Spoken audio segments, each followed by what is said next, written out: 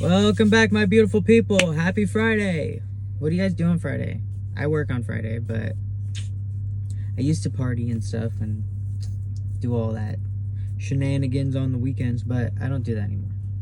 And honestly, I don't miss it very much. Sometimes I miss it because like I want to go out and dance and party, but I don't like the way it makes me feel and the things that I do. So I'd rather just not. But you could always have tacos. It doesn't matter if it's Tuesday or Friday. I did want to talk about today, though. One of you guys had left a comment and was asking how I feel about people like sharing experiences about you pre-transition or like dead naming you when they're talking about things from your past. And you also said that like a therapist has done it to you before. And I'm gonna start with that one. I think that like if a therapist is doing that to you, they obviously aren't doing their job and you should probably get a new one. But I think it's really important for them to be able to understand like what you're comfortable with. Because I've had conversations with my therapist where it was like she was using my dead name or talking about situations because we were giving examples of like comparison to who I was to who I am.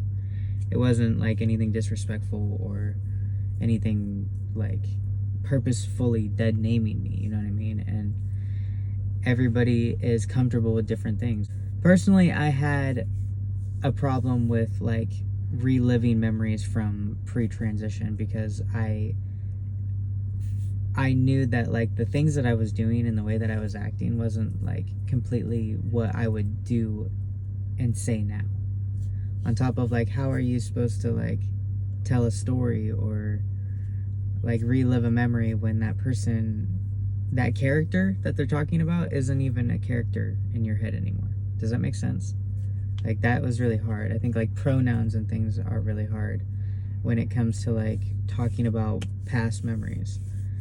And I don't hold that against people if it's not on purpose, you know? Like it's hard. It's a hard change and I get that.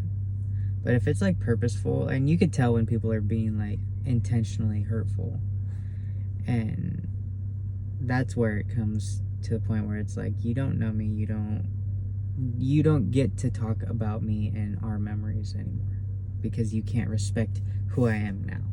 Do you know what I mean? There's a way of going about things, and I think that some people may have the right intentions and some people may not. It's just about being respectful. Like I was okay in the beginning talking about memories pre-transition and them using my dead name because I've said it before and I'll say it again, I never felt deserving of that name and that title and my pronouns until I was able to look in the mirror and see for myself that like there's no reason why you cannot call me this. So and that, I think that whole situation that I did was toxic. You know what I mean? Like it was toxic for myself because then all of a sudden like it switched in my head and I was like, don't talk to me. You know what I mean? So it was like I was reactful on something that I was allowing in the beginning. And that's like, I guess, not fair to other people, but I have boundary issues. I'll be honest with you. Like I didn't know how to say what I was comfortable with and what I wasn't comfortable with until I kind of had the confidence that I do now. And once I got that confidence, nothing else mattered. I didn't care about how it was going to make you feel if it hurt my feelings. You know what I mean? Does that make sense? But it's hard. It's hard for everybody, and I think that like the more respect and open communication that you have through everything, it'll make it a lot easier. Like, what are you comfortable with? Are you comfortable with me sharing these stories? And I think that they should make the best effort to refer to you as what you are now. And that may be hard, like telling a story or like, but the thing is that like logistically, like if somebody's talking about me and what I did back in the day, obviously, whatever situation I'm in, somebody knows that I'm trans. It's not a secret, you know what I mean? I think that, like, there comes a time when it's like, don't talk about pre-transition memories because these people don't know me pre-transition. But if we're discussing a memory and we're all on the same page, like, the logistics of, like, well, why is he doing something that is like a feminine act? Do you know? Does that make sense? Like, I feel like I'm having a hard time with this one. It's hard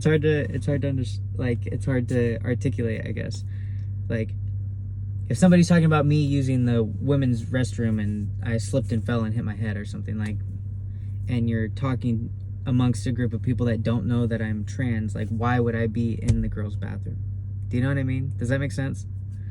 But if it's like everybody knows, then it's like it shouldn't be that big of a deal as long as you can stick to, like, the name and the pronouns. And that should be, like, pretty easy because you don't have to change a story to relive it. You just have to respect the people that are here now. Does that make sense? I hope I'm making some sense. Anyways, I love you guys, and I hope that you have a great Friday. I hope that you are happy and healthy, and I get to pick up my my temperature sender today, so hopefully, maybe, I'm not even gonna jinx it, but maybe I can get all the gauges done and only have the navigation, the half of the navigation done that I need to do. So, one thing at a time, one thing at a time. I love you guys, and I hope that you have a great day, for real. And I'll talk to you later, okay? Do what all the professionals tell you to do, like, comment, subscribe. And I do like when you guys leave me comments because it does give me something to talk about and gives you some content that maybe you're looking for. I love you. Hope you have a good day. Bye.